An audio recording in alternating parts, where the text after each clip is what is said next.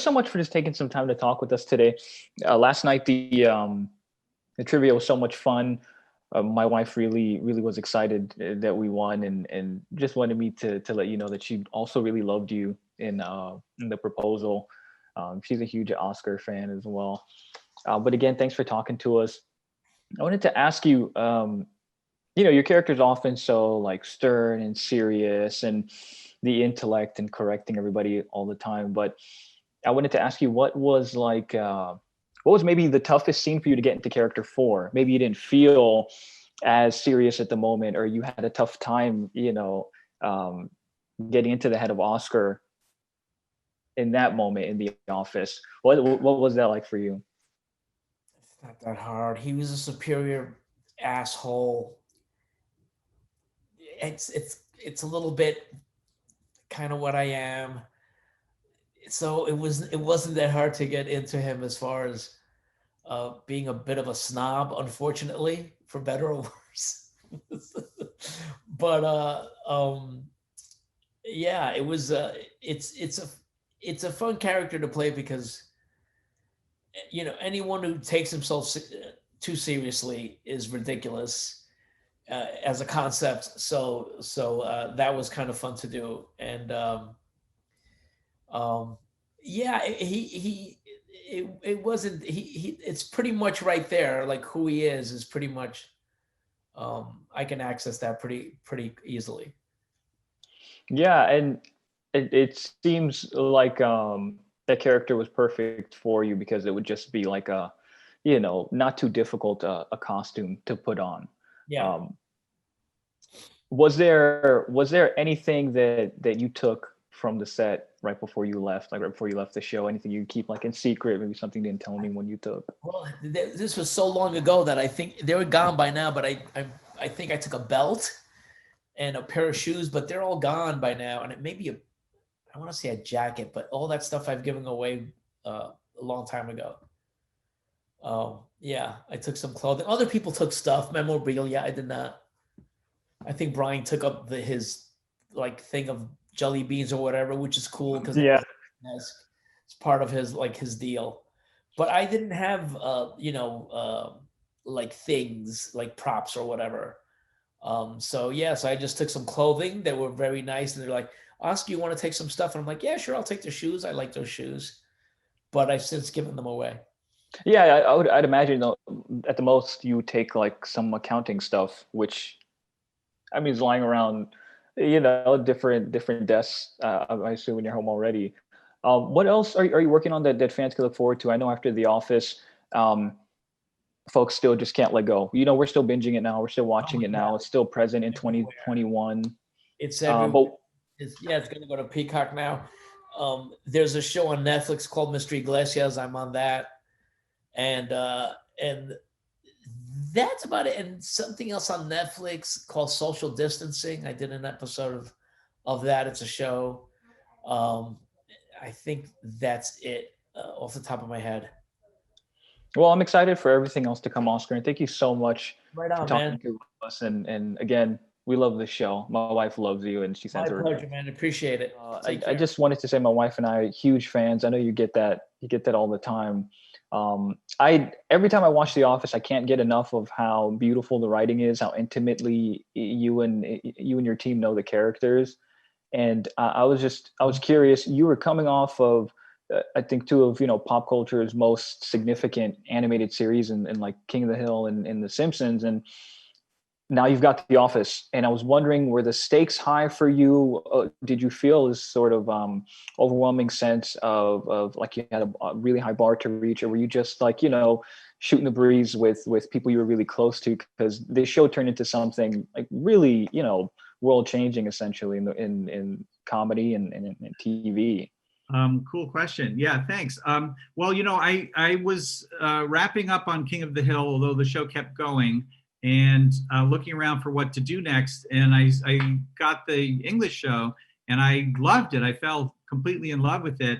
And so I agreed to do it and to adapt it. And, at the time, I didn't think it was ever going to be on US television, because like All in the Family was based on an English show, but nobody's ever heard of or seen the English show that it was based on. So that was kind of what I assumed was going to happen. But like right before the U.S. office aired, they started airing the British office on cable, you know, and everybody liked it. And I was like, uh-oh, this now the pressure's on, because you know, people are comparing and contrasting and everything. So it was a little bit anxiety producing before we aired.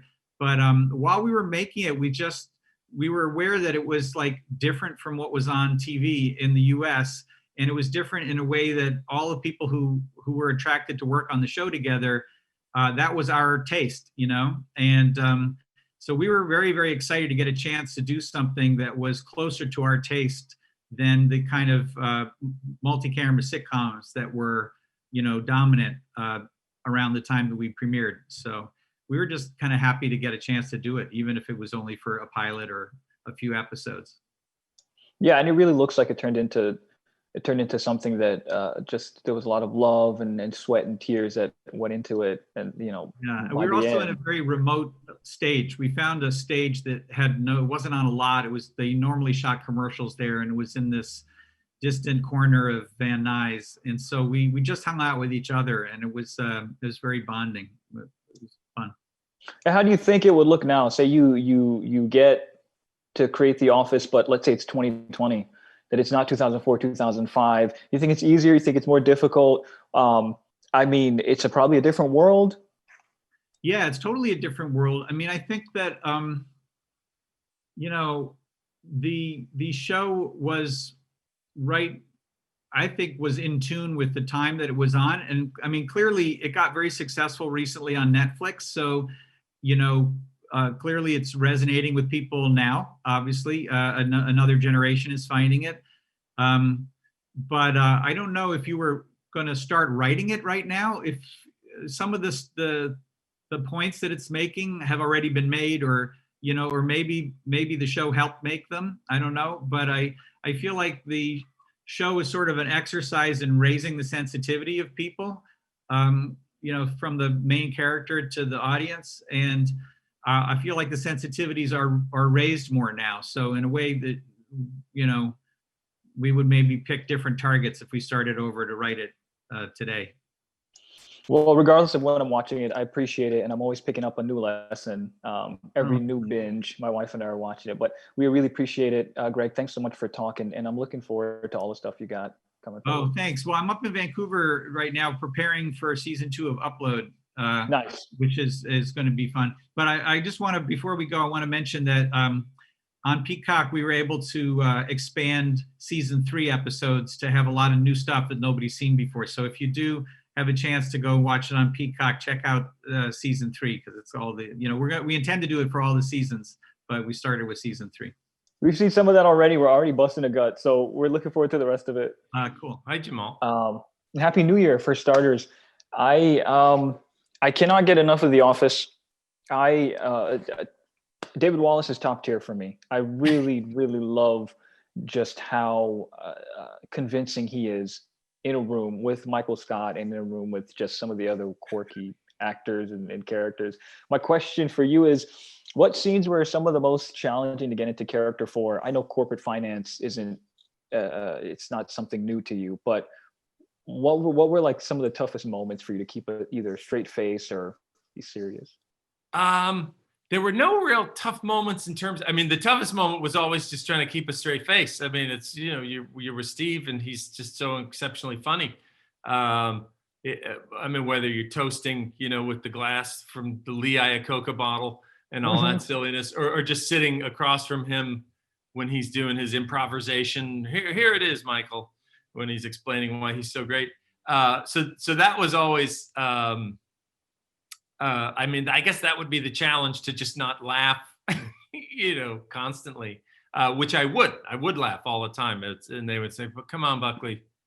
Okay, let's do it again. Try not to laugh, Andy, you know, but so that would be, I guess the challenge.